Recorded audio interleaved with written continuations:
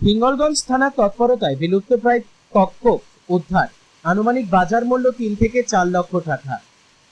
উত্তর বলতলা গ্রামে মহিউদ্দিন গাজীর বাড়ি থেকে একটি বিলুপ্ত তক্ষক দেখতে পাওয়া যায়। এই ঘটনার খবর পেয়ে হিঙ্গলগঞ্জের ভারপ্রাপ্ত আধিকারিক রাহুল হালদারের নেতৃত্বে পুলিশ বাহিনী টিম তক্ষক উদ্ধার করে উত্তর ২৪ পরগনা রামপুর ফরেস্ট আধিকারিকদের হাতে তুলে দেওয়া হয়। আনুমানিক তক্ষকটি লম্বায় ১ থেকে ১.৫ ফুট। এদিনে জাহাঙ্গীর সর্দার তিনি বলেন, বিলুপ্তপ্রায় তক্ষক এই প্রাণীটি আজ হিঙ্গলগঞ্জ থানার পক্ষ থেকে রামপুর ফরেস্ট আধিকারিকদের হাতে তুলে দেওয়া হয়।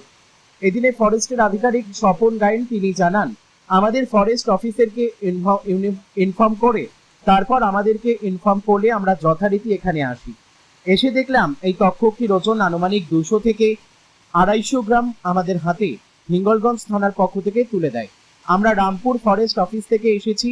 হিঙ্গলগঞ্জ থানার প্রশাসনিক আধিকারিকদেরকে সাধারণ মানুষ ধন্যবাদও জানিয়েছেন। বসিরহাট থেকে প্রদীপ সরকারের রিপোর্ট, বিগ নিউজ বাংলা।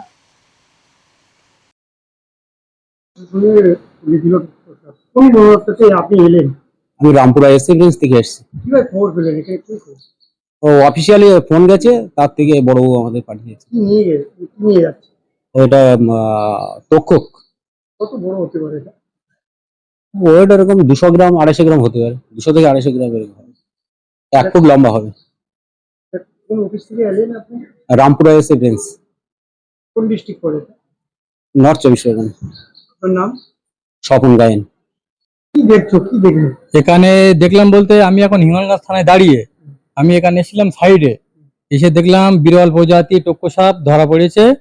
এখানে আপনার ওই হিঙ্গলগঞ্জ থানা রামপুর এসএফ প্রিন্স ওনার হাতে তুলে দিয়েছে, বন দপ্তর হাতে। কেমন লাগছে এই যে প্রশাসন তুলে দিল? প্রশাসন তুলে দিয়েছে, খুব ভালো লাগছে। হিঙ্গলগঞ্জ থানায় ওসিকে ধন্যবাদ জানাই তুলে দেওয়ার জন্য।